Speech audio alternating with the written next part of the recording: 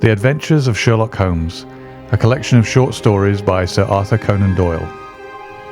A Scandal in Bohemia.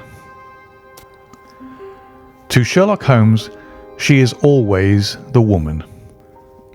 I have seldom heard him mention her under any other name. In his eyes, she eclipses and predominates the whole of her sex.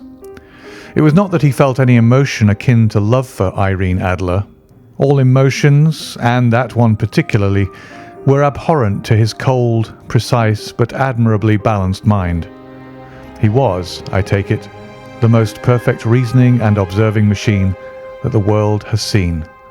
But as a lover, he would have placed himself in a false position. He never spoke of the softer passions, save with a jibe and a sneer. They were admirable things for the observer, excellent for drawing the veil from men's motives and actions, but for the trained reasoner to admit such intrusions into his own delicate and finely adjusted temperament was to introduce a distracting factor which might throw a doubt upon all his mental results. Grit in a sensitive instrument, or a crack in one of his own high-power lenses, would not be more disturbing than a strong emotion in a nature such as his. And yet there was but one woman to him, and that woman was the late Irene Adler, of dubious and questionable memory. I had seen little of Holmes lately. My marriage had drifted us away from each other. My own complete happiness and the home-centred interests which rise up around the man who first finds himself master of his own establishment were sufficient to absorb all my attention, while Holmes, who loathed every form of society with his whole Bohemian soul, remained in our lodgings in Baker Street, buried among his old books, and alternating from week to week between cocaine and ambition, the drowsiness of the drug and the fierce energy of his own keen nature.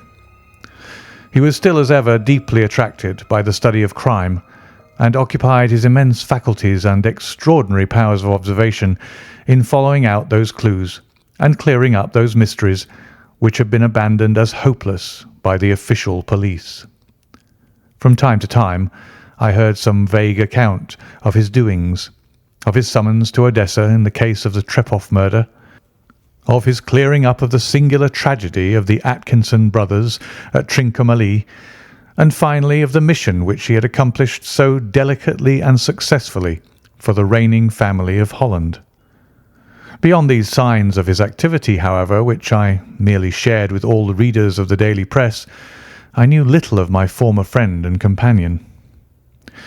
One night, it was on the 20th of March, 1888, I was returning from a journey to a patient, for I had now returned to civil practice, when my way led me through Baker Street.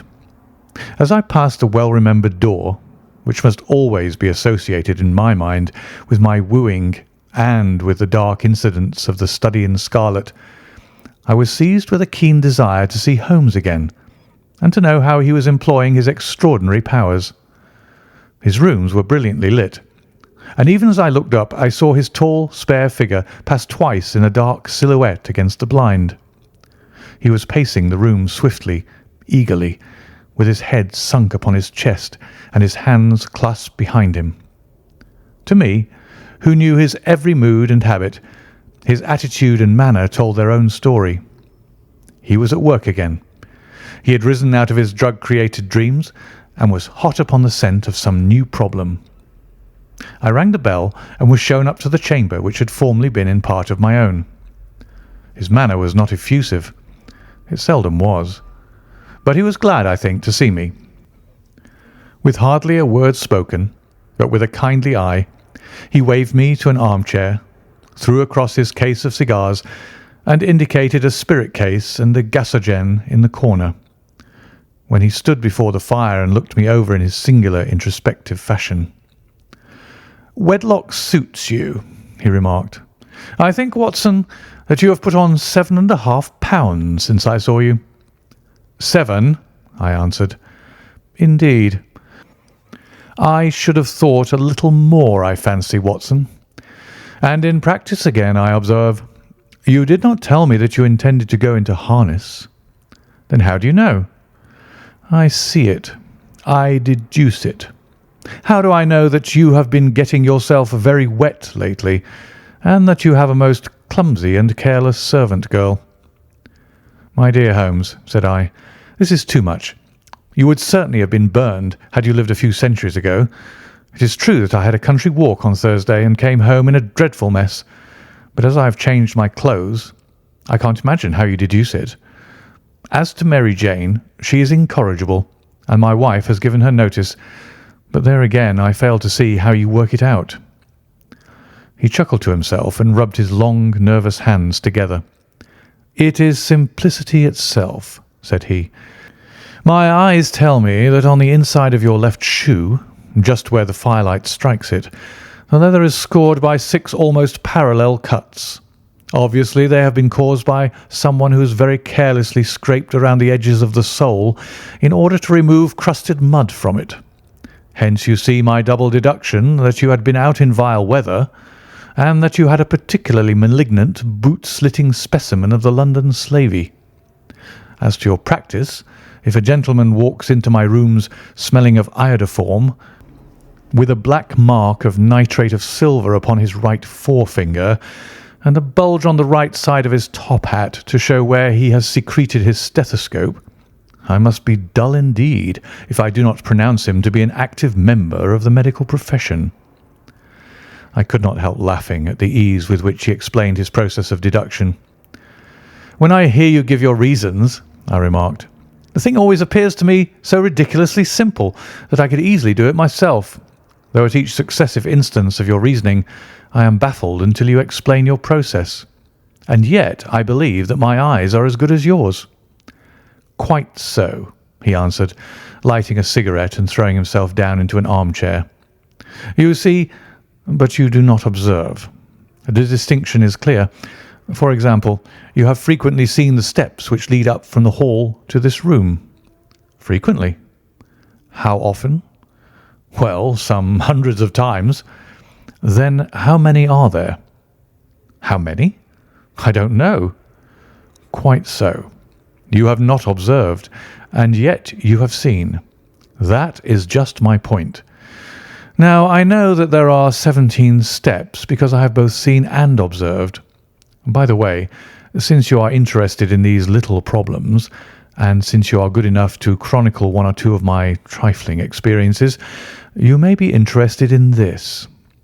He threw over a sheet of thick pink-tinted notepaper which had been lying upon the table. "It came by the last post," said he. "Read it aloud."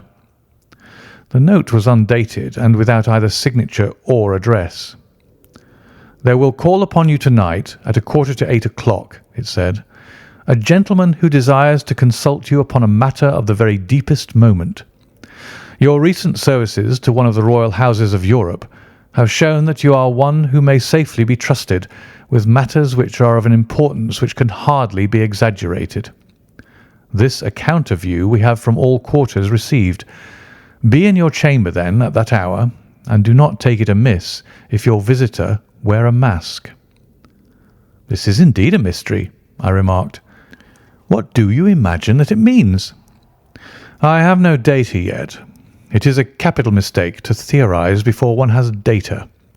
Insensibly one begins to twist facts to suit theories, instead of theories to suit facts. But the note itself, what do you deduce from it?" I carefully examined the writing and the paper upon which it was written. "The man who wrote it was presumably well-to-do," I remarked, endeavouring to imitate my companion's processes. "Such paper could not be bought under £0.50 a packet. It is peculiarly strong and stiff." "Peculiar. That is the very word," said Holmes. "It is not an English paper at all. Hold it up to the light." I did so and saw a large E with a small g, a P and a large G with a small t woven into the texture of the paper. "What do you make of that?" asked Holmes. "The name of the maker, no doubt, or his monogram, rather?" "Not at all. The G with the small t stands for Gesellschaft, which is the German for company, It is a customary contraction, like our co. P, of course, stands for papier. Now for the E.G. Let us glance at our Continental Gazetteer. He took down a heavy brown volume from his shelves. Eglo, Eglonitz. Here we are. Egria. It is in a German-speaking country in Bohemia, not far from Carlsbad. Remarkable as being the scene of the death of Wallenstein, and for its numerous glass factories and paper mills. Aha, my boy, what do you make of that? His eyes sparkled, and he sent up a great blue triumphant cloud from his cigarette. The paper was made in Bohemia, I said. Precisely. And the man who wrote the note is a German. Do you note the peculiar construction of the sentence? This account of you we have from all quarters received. A Frenchman or Russian could not have written that. It is the German who is so uncourteous to his verbs. It only remains, therefore, to discover what is wanted by this German who writes upon Bohemian paper and prefers wearing a mask to showing his face. And here he comes, if I am not mistaken, to resolve all our doubts. As he spoke, there was the sharp sound of horses' hoofs and grating wheels against the curb, followed by a sharp pull at the bell. Holmes whistled. "A pair, by the sound," said he. "Yes," he continued, glancing out of the window. "A nice little brougham, and a pair of beauties, 150 guineas apiece. There's money in this case, Watson, if there's nothing else." "I think that I'd better go, Holmes." "Not a bit, Doctor. Stay where you are. I am lost without my Boswell, and this promises to be interesting. It would be a pity to miss it." "But your client?" "Never mind him. I may want your help, and so may he. Here he comes. Sit down in that armchair, Doctor, and give us your best attention." A slow and heavy step, which had been heard upon the stairs and in the passage, paused immediately outside the door. Then there was a loud and authoritative tap. "Come in," said Holmes. A man entered who could hardly have been less than 6 feet 6 inches in height, with the chest and limbs of a Hercules. His dress was rich, with a richness which would, in England, be looked upon as akin to bad taste. Heavy bands of astrakhan were slashed across the sleeves and fronts of his double-breasted coat, while the deep blue cloak, which was thrown over his shoulders, was lined with flame-coloured silk and secured at the neck with a brooch which consists of a single flaming beryl. Boots, which extended halfway up his calves, and which were trimmed at the tops with rich brown fur, completed the impression of barbaric opulence which was suggested by his whole appearance. He carried a broad-brimmed hat in his hand, while he wore across the upper part of his face, extending down past the cheekbones, a black vizard mask, which he had apparently adjusted that very moment, for his hand was still raised to it as he entered. From the lower part of the face, he appeared to be a man of strong character, with a thick, hanging lip and a long, straight chin, suggestive of resolution pushed to the length of obstinacy. "You had my note?" he asked with a deep, harsh voice and a strongly marked German accent. "I told you that I would call." He looked from one to the other of us, as if uncertain which to address. "Pray take a seat," said Holmes. "This is my friend and colleague, Dr. Watson, who is occasionally good enough to help me in my cases. Whom have I the honour to address?" "You may address me as the Count von Kramm, a Bohemian nobleman. I understand that this gentleman, your friend, is a man of honour and discretion, whom I may trust with a matter of most extreme importance. If not, I should much prefer to communicate with you alone." I rose to go, but Holmes caught me by the wrist and pushed me back into my chair. "It is both or none," said he. "You may say before this gentleman anything which you may say to me." The Count shrugged his broad shoulders. "Then I must begin," said he, "by binding you both to absolute secrecy for 2 years, At the end of that time, the matter will be of no importance. At present, it is not too much to say that it is of such weight it may have an influence upon European history." "I promise," said Holmes. "And I." "You will excuse this mask," continued our strange visitor. "The august person who employs me wishes his agent to be unknown to you, and I may confess at once that the title by which I have just called myself is not exactly my own." "I was aware of it," said Holmes dryly. "The circumstances are of great delicacy, and every precaution has to be taken to quench what might grow to be an immense scandal and seriously compromise one of the reigning families of Europe. To speak plainly, the matter implicates the great house of Holstein, hereditary kings of Bohemia." "I was also aware of that," murmured Holmes, settling himself down in his armchair and closing his eyes. Our visitor glanced with some apparent surprise at the languid, lounging figure of the man who had been no doubt depicted to him as the most incisive reasoner and most energetic agent in Europe. Holmes slowly reopened his eyes and looked impatiently at his gigantic client. "If your Majesty would condescend to state your case," he remarked, "I should be better able to advise you." The man sprang from his chair and paced up and down the room in an uncontrollable agitation. Then, with a gesture of desperation, he tore the mask from his face and hurled it upon the ground. "You are right," he cried. "I am the king. Why should I attempt to conceal it?" "Why, indeed?" murmured Holmes.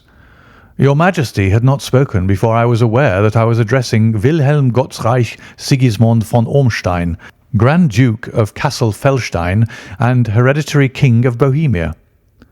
"But you can understand," said our strange visitor, sitting down once more and passing his hand over his high white forehead. "You can understand that I am not accustomed to doing such business in my own person. Yet the matter was so delicate that I could not confide it to an agent without putting myself in his power. I have come incognito from Prague for the purpose of consulting you." "Then pray consult," said Holmes, shutting his eyes once more. "The facts are briefly these. Some 5 years ago, during a lengthy visit to Warsaw, I made the acquaintance of the well-known adventuress Irene Adler. The name is no doubt familiar to you." "Kindly look her up in my index, Doctor," murmured Holmes, without opening his eyes. For many years he had adopted a system of docketing all paragraphs concerning men and things, so that it was difficult to name a subject or a person on which he could not at once furnish information. In this case I found her biography sandwiched in between that of a Hebrew rabbi and that of a staff commander who had written a monograph upon the deep-sea fishes. "Let me see," said Holmes. Born in New Jersey in the year 1858, contralto. La Scala. Prima donna Imperial Opera of Warsaw. Yes, retired from operatic stage. Living in London. Quite so. Your Majesty, as I understand, became entangled with this young person, wrote her some compromising letters, and is now desirous of getting those letters back." "Precisely so. But how?" "Was there a secret marriage?" "None." "No legal papers or certificates?" "None." "Then I fail to follow, Your Majesty. If this young person should produce her letters for blackmailing or other purposes, how is she to prove their authenticity?" "There is the writing." "Poor forgery." "My private notepaper." "Stolen." "My own seal." "Imitated." "My photograph." "Bought." "We were both in the photograph." "Oh dear. That is very bad. Your Majesty has indeed committed an indiscretion." "I was mad, insane." "You have compromised yourself seriously." "I was only Crown Prince then. I was young. I am but 30 now." "It must be recovered." "We have tried and failed." "Your Majesty must pay. It must be bought." "She will not sell." "Stolen, then?" "5 attempts have been made. Twice burglars in my pay ransacked her house. Once we diverted her luggage when she travelled. Twice she has been waylaid. There has been no result." "No sign of it?" "Absolutely none." Holmes laughed. "It is quite a pretty little problem," said he. "But a very serious one to me," returned the king reproachfully. "Very, indeed. And what does she propose to do with the photograph?" "To ruin me." "But how?" "I am about to be married." "So I have heard."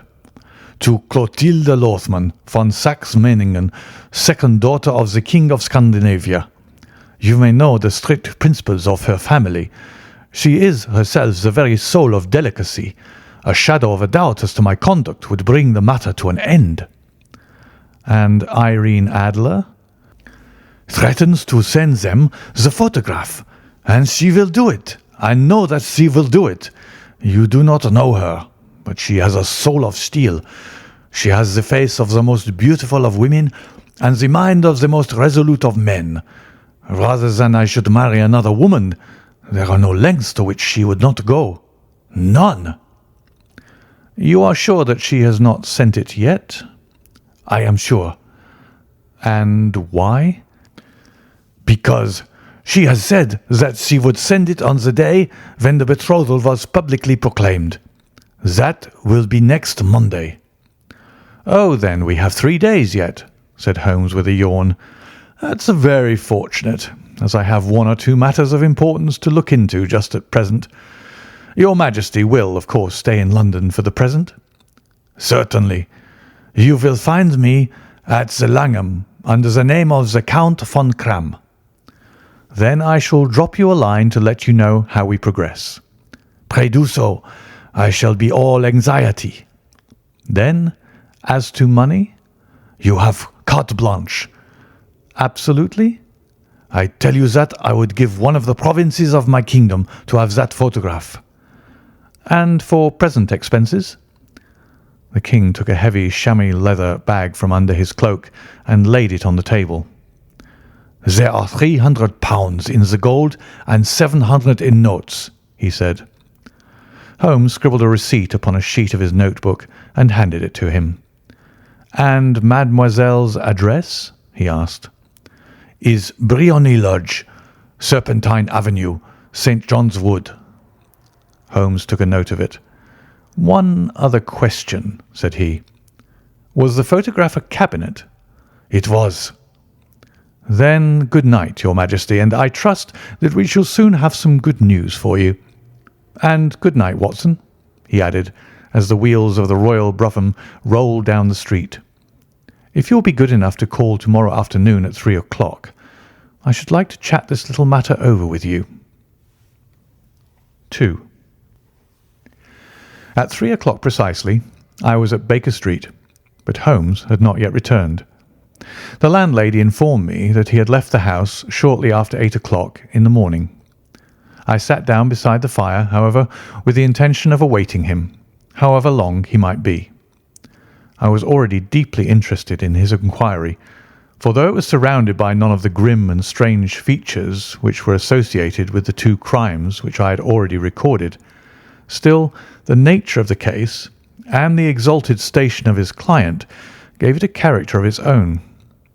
Indeed, apart from the nature of the investigation which my friend had on hand, there was something in his masterly grasp of a situation and his keen, incisive reasoning which made it a pleasure to me to study his system of work and to follow the quick, subtle methods by which he disentangled the most inextricable mysteries. So accustomed was I to his invariable success that the very possibility of his failing had ceased to enter into my head. It was close upon 4 before the door opened, and a drunken-looking groom, ill-kempt and side-whiskered, with an inflamed face and disreputable clothes, walked into the room. Accustomed as I was to my friend's amazing powers in the use of disguises, I had to look 3 times before I was certain that it was indeed he. With a nod, he vanished into the bedroom, whence he emerged in 5 minutes, tweed-suited and respectable, as of old. Putting his hands into his pockets, he stretched out his legs in front of the fire and laughed heartily for some minutes. "Well, really," he cried, and then he choked and laughed again until he was obliged to lie back, limp and helpless, in the chair. "What is it?" "It's quite too funny. I am sure you could never guess how I employed my morning or what I ended by doing." "I can't imagine. I suppose that you've been watching the habits and perhaps the house of Miss Irene Adler." "Quite so. But the sequel was rather unusual. I will tell you, however. I left the house a little after 8 o'clock this morning in the character of a groom out of work. There is a wonderful sympathy and freemasonry among horsey men. Be one of them and you will know all that there is to know. I soon found Briony Lodge. 'Tis a bijou villa with a garden at the back, but built out in front right up to the road, 2 stories. Chubb lock to the door, large sitting room on the right side, well furnished, with long windows almost to the floor, and those preposterous English window fasteners which a child could open. Behind there was nothing remarkable, save that the passage window could be reached from the top of the coach house. I walked round it and examined it closely from every point of view, but without noting anything else of interest. I then lounged down the street and found, as I expected, that there was a mews in a lane which runs down by one wall of the garden. I lent the ostlers a hand in rubbing down their horses, and received in exchange 2d, a glass of half and half, 2 fills of shag tobacco, and as much information as I could desire about Miss Adler, to say nothing of half a dozen other people in the neighbourhood in whom I was not the least interested, but whose biographies I was compelled to listen to. "And what of Irene Adler?" I asked. "Oh, she has turned all the men's heads down in that part. She is the daintiest thing under a bonnet on this planet. So say the Serpentine Mews to a man. She lives quietly, sings at concerts, drives out at 5 every day, and returns at 7 sharp for dinner. Seldom goes out at other times, except when she sings. Has only 1 male visitor, but a good deal of him. He is dark, handsome, and dashing, never calls less than once a day, and often twice. He is a Mr. Godfrey Norton of the Inner Temple. See the advantages of a cabman as a confidant. They had driven him home a dozen times from Serpentine Mews, and knew all about him. When I had listened to all they had to tell, I began to walk up and down near Briony Lodge once more, and to think over my plan of campaign. This Godfrey Norton was evidently an important factor in the matter. He was a lawyer. That sounded ominous. What was the relation between them, and what the object of his repeated visits? Was she his client, his friend, or his mistress? If the former, she had probably transferred the photograph to his keeping. If the latter, it was less likely. On the issue of this question depended whether I should continue my work at Briony Lodge, or turn my attention to the gentlemen's chambers in the Temple. It was a delicate point, and it widened the field of my inquiry. I fear that I bore you with these details, but I have to let you see my little difficulties if you are to understand the situation. "I am following you closely," I answered. I was still balancing the matter in my mind when a hansom cab drove up to Briony Lodge, and a gentleman sprang out. He was a remarkably handsome man, dark, aquiline, and moustached, evidently the man of whom I had heard. He appeared to be in a great hurry, shouted to the cabman to wait, and brushed past the maid, who opened the door with the air of a man who was thoroughly at home. He was in the house about half an hour, and I could catch glimpses of him in the windows of the sitting room, pacing up and down, talking excitedly, and waving his arms. Of her I could see nothing. Presently he emerged, looking even more flurried than before. As he stepped up to the cab, he pulled a gold watch from his pocket and looked at it earnestly. "Drive like the devil," he shouted. "First to Cross and Hankey's in Regent Street, and then to the Church of St. Monica in Edgware Road. Half a guinea if you do it in 20 minutes." Away they went, and I was just wondering whether I should not do well to follow them when up the lane came a neat little landau. The coachman, with his coat only half buttoned and his tie under his ear, while all the tags of his harness were sticking out of the buckles. It hadn't pulled up before she shot out of the hall door and into it. I only caught a glimpse of her at the moment, but she was a lovely woman, with a face that a man might die for. "The Church of St. Monica, John," she cried, "and half a sovereign if you reach it in 20 minutes. This was quite too good to lose, Watson. I was just balancing whether I should run for it or whether I should perch behind her landau when a cab came through the street. The driver looked twice at such a shabby fare, but I jumped in before he could object. "The Church of St. Monica," said I, "and half a sovereign if you reach it in 20 minutes. It was 25 minutes to 12, and of course it was clear enough what was in the wind. My cabby drove fast.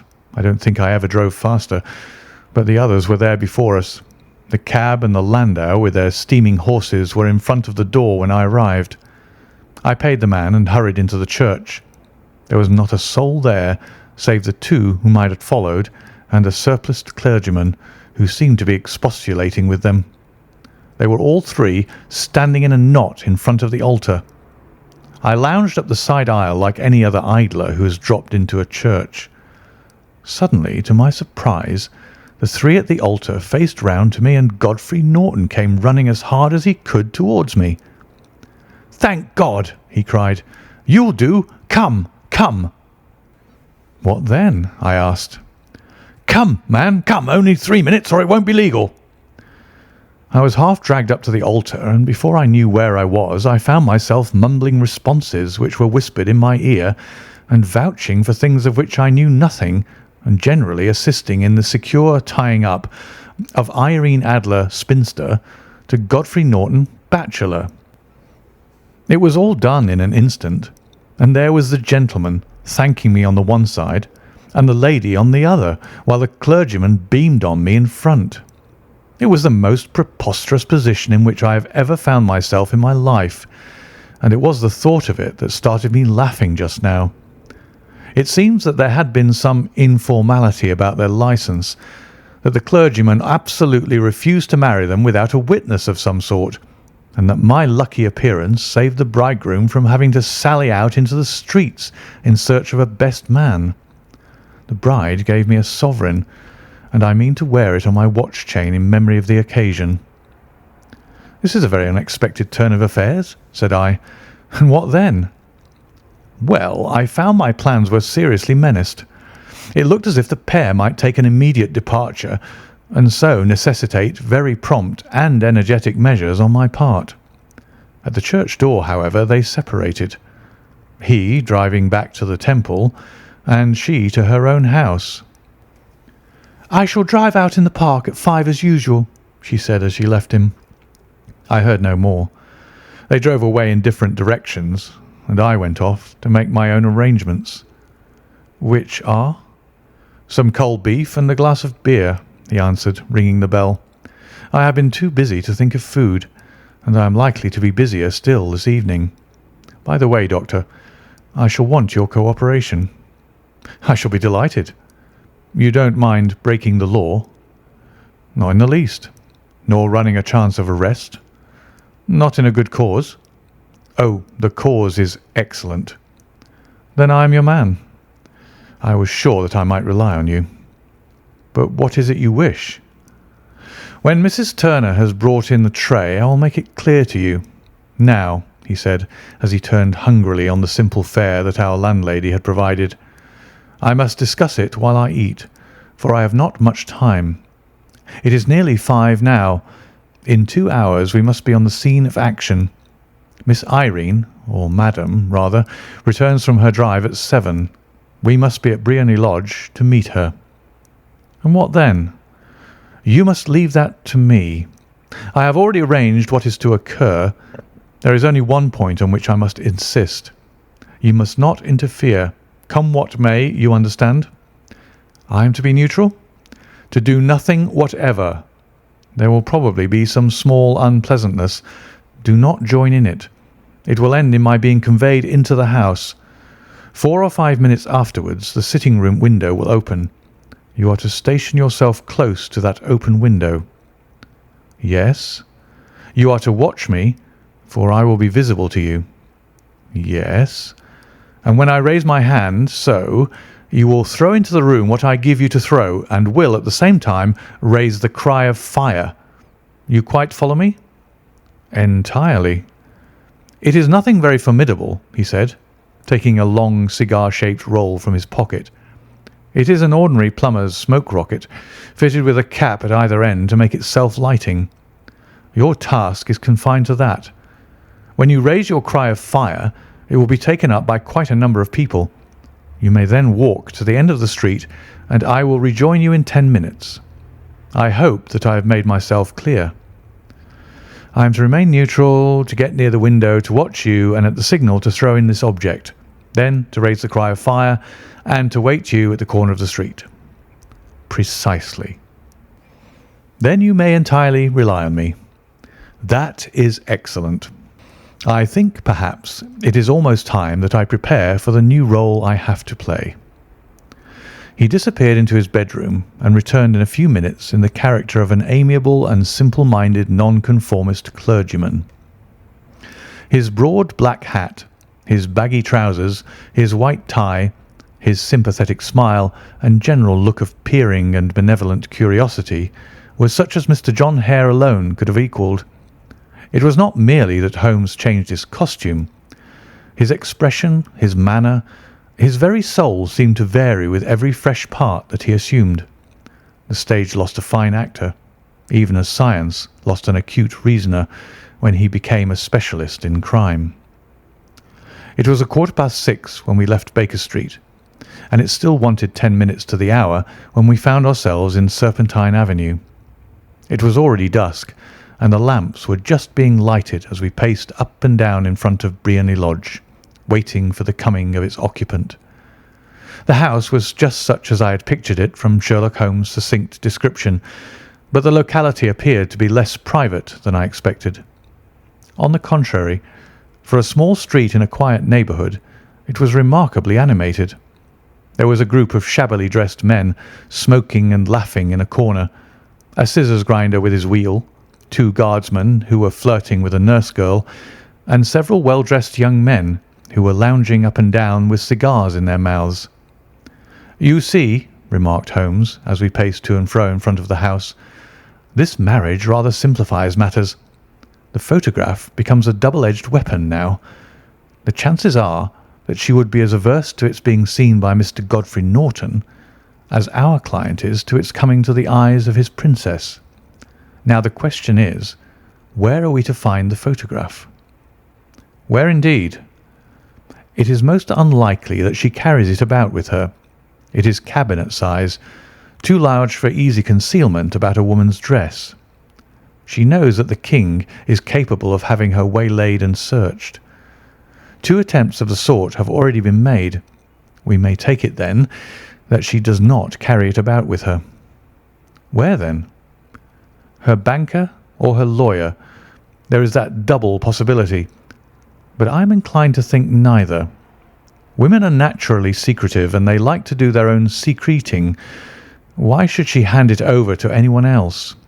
She could trust her own guardianship, but she could not tell what indirect or political influence might be brought to bear upon a businessman. Besides, remember that she had resolved to use it within a few days. It must be where she can lay her hands upon it. It must be in her own house. But it has twice been burgled. They do not know how to look. But how will you look? I will not look. What then? I will get her to show me. But she will refuse. She will not be able to. But I hear the rumble of wheels. It is her carriage. Now, carry out my orders to the letter." As he spoke, the gleam of the sidelights of a carriage came round the curve of the avenue. It was a smart little landau, which rattled up to the door of Briony Lodge. As it pulled up, one of the loafing men at the corner dashed forward to open the door in the hope of earning a copper, but was elbowed away by another loafer who had rushed up with the same intention. A fierce quarrel broke out, which was increased by the two guardsmen who took sides with one of the loungers and by the scissors grinder who was equally hot upon the other side.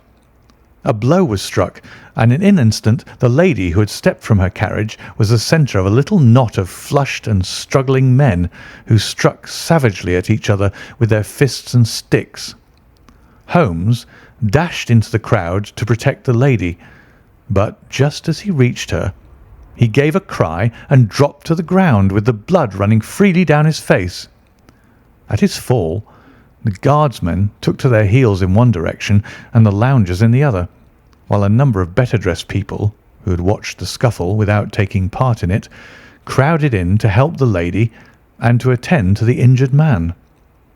Irene Adler, as I will still call her, had hurried up the steps, but she stood at the top with her superb figure outlined against the lights of the hall, looking back into the street. "Is the poor gentleman much hurt?" she asked. "He is dead," cried several voices. "No, no, there's life in him," shouted another. "But he'll be gone before you can get him to hospital." "He's a brave fellow," said a woman. "They would have had the lady's purse and watch if it hadn't been for him. They were a gang, and a rough one too. Ah, he's breathing now." "He can't lie in the street. May we bring him in, ma'am?" "Surely. Bring him into the sitting-room. There's a comfortable sofa. This way, please." Slowly and solemnly he was borne into Briony Lodge and laid out in the principal room, while I still observed the proceedings from my post by the window. The lamps had been lit, but the blinds had not been drawn, so that I could see Holmes as he lay upon the couch. I do not know whether he was seized with compunction at that point for the part he was playing, but I know that I never felt more heartily ashamed of myself in my life than when I saw the beautiful creature against whom I was conspiring, or the grace and kindliness with which she waited upon the injured man. And yet it would be the blackest treachery to Holmes to draw back now from the part which he had entrusted to me. I hardened my heart and took the smoke rocket from under my ulster. After all, I thought, we're not injuring her. We are but preventing her from injuring another. Holmes had sat upon the coach, and I saw him motion like a man who is in need of air. A maid rushed across and threw open the window. At the same instant, I saw him raise his hand, and at the signal I tossed my rocket into the room with a cry of "Fire!" The word was no sooner out of my mouth than the whole crowd of spectators, well dressed and ill, gentlemen, ostlers, and servant maids, joined in a general shriek of "Fire!" Thick clouds of smoke curled through the room and out at the open window. I caught a glimpse of rushing figures, and a moment later the voice of Holmes from within, assuring them that it was a false alarm. Slipping through the shouting crowd, I made my way to the corner of the street, and in 10 minutes was rejoiced to find my friend's arm in mine and to get away from the scene of uproar.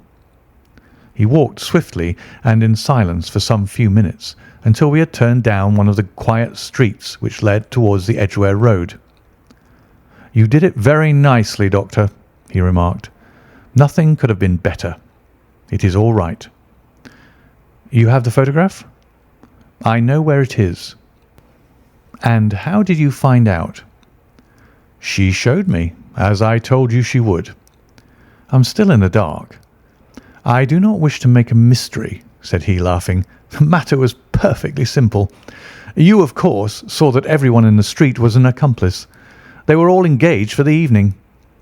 "I guessed as much." "Then, when the row broke out, I had a little moist red paint in the palm of my hand. I rushed forward, fell down, clapped my hand to my face, and became a piteous spectacle. It is an old trick." "That also I could fathom." "Then they carried me in. She was bound to have me in. What else could she do? And into her sitting-room, which was the very room which I suspected. It lay between that and her bedroom, and I was determined to see which. They laid me on a couch. I motioned for air. They were compelled to open the window, and you had your chance." How did that help you? It was all important. When a woman thinks that her house is on fire, her instinct is at once to rush to the thing which she values most. It is a perfectly overpowering impulse, and I have more than once taken advantage of it. In the case of the Darlington substitution scandal, it was of use to me, and also in the Arnsworth Castle business. A married woman grabs at her baby, an unmarried one reaches for her jewel box. Now it was clear to me that our lady of today had nothing in the house more precious to her than what we are in quest of. She would rush to secure it. The alarm of fire was admirably done. The smoke and shouting were enough to shake nerves of steel. She responded beautifully. The photograph is in a recess behind a sliding panel just above the right bell pull. She was there in an instant, and I caught a glimpse of it as she half drew it out. When I cried out that it was a false alarm, she replaced it, glanced at the rocket, rushed from the room, and I have not seen her since. I rose and, making my excuses, escaped from the house. I hesitated whether to attempt to secure the photograph at once, but the coachman had come in, and as he was watching me narrowly, it seemed safer to wait. A little over-precipitance may ruin all. "And now?" I asked. "Our quest is practically finished. I shall call with the king tomorrow, and with you if you care to come with us. We will be shown into the sitting-room to wait for the lady, but it is probable that when she comes she may find neither of us nor the photograph. It might be a satisfaction to His Majesty to regain it with his own hands." "And when will you call?" "At 8 in the morning. She will not be up, so that we shall have a clear field. Besides, we must be prompt, for this marriage may mean a complete change in her life and habits. I must wire to the king without delay." We had reached Baker Street and had stopped at the door. He was searching his pockets for the key when someone passing said, "Good night, Mr. Sherlock Holmes." There were several people on the pavement at the time, but the greeting appeared to come from a slim youth in an ulster who had hurried by. "I've heard that voice before," said Holmes, staring down the dimly lit street. "Now I wonder who the deuce that could have been." 3. I slept at Baker Street that night, and we were engaged upon our toast and coffee in the morning when the King of Bohemia rushed into the room. "You have really got it?" he cried, grasping Sherlock Holmes by either shoulder and looking eagerly into his face. "Not yet." "But you have hopes?" "I have hopes." "Then come. I am all impatience to be gone." "We must have a cab." "No, my brougham is waiting." "Then that will simplify matters." We descended and started off once more for Briony Lodge. "Irene Adler is married," remarked Holmes. "Married? When?" "Yesterday." "But to whom?" "To an English lawyer named Norton." "But she could not love him?" "I am in hopes that she does." "And why in hopes?" "Because it would spare your Majesty all fear of future annoyance. If the lady loves her husband, she does not love your Majesty. If she does not love your Majesty, then there is no reason why she should interfere with your Majesty's plan." "It is true, and yet, well, I wish she had been of my own station. What a queen she would have made." He relapsed into a moody silence, which was not broken until we drew up in Serpentine Avenue. The door of Briony Lodge was open, and an elderly woman stood upon the steps. She watched us with a sardonic eye as we stepped from the brougham. "Mr. Sherlock Holmes, I believe," said she. "I am Mr. Holmes," answered my companion, looking at her with a questioning and rather startled gaze. "Indeed. My mistress told me that you were likely to call. She left this morning with her husband by the 5:15 train from Charing Cross for the Continent." "What?" Sherlock Holmes staggered back, white with chagrin and surprise. "Do you mean that she has left England?" "Never to return." "And the papers?"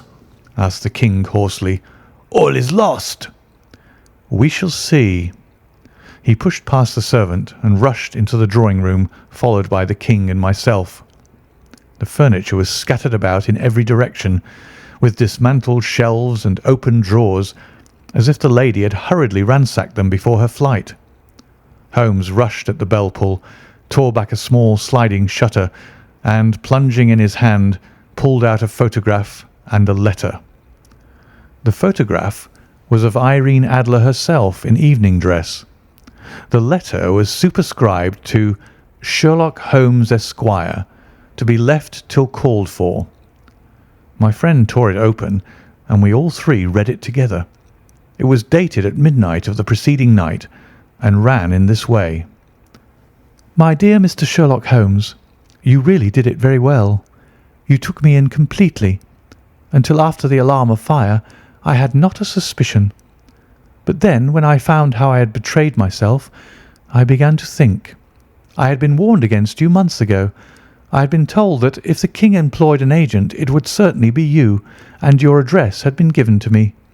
Yet with all this, you made me reveal what you wanted to know.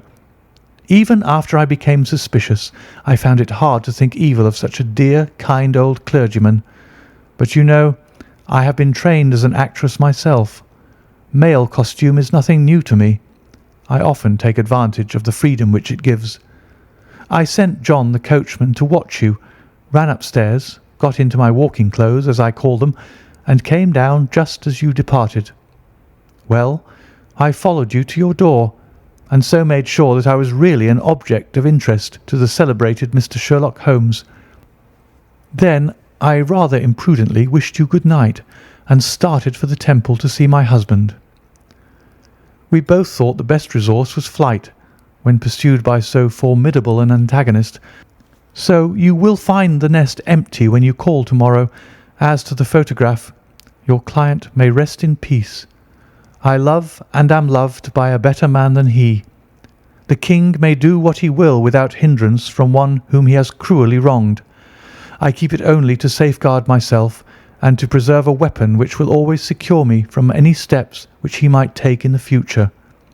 I leave a photograph which he might care to possess, and I remain, dear Mr. Sherlock Holmes, very truly yours, Irene Norton, née Adler." "What a woman! Oh, what a woman!" cried the King of Bohemia, when we had all three read this epistle. "Did I not tell you how quick and resolute she was? Would she not have made an admirable queen? Is it not a pity that she was not on my level?" "From what I have seen of the lady, she seems indeed to be on a very different level to your Majesty," said Holmes coldly. "I am sorry that I have not been able to bring your Majesty's business to a more successful conclusion." "On the contrary, my dear sir," cried the king, "nothing could be more successful. I know that her word is inviolate. The photograph is now as safe as if it were in the fire." "I am glad to hear your Majesty say so." "I am immensely indebted to you. Pray tell me in what way I can reward you. This ring?" He slipped an emerald snake ring from his finger and held it out upon the palm of his hand. "Your Majesty has something which I should value even more highly," said Holmes. "You have but to name it." "This photograph." The king stared at him in amazement. "Irene's photograph?" he cried. "Certainly, if you wish it." "I thank you, your Majesty. Then there is no more to be done in the matter. I have the honour to wish you a very good morning." He bowed, and turning away without observing the hand which the king had stretched out to him, he set off in my company for his chambers. And that was how a great scandal threatened to affect the kingdom of Bohemia, and how the best plans of Mr. Sherlock Holmes were beaten by a woman's wit. He used to make merry over the cleverness of women, but I have not heard him do it of late, and when he speaks of Irene Adler, or when he refers to her photograph, it is always under the honourable title of the woman. End of A Scandal in Bohemia.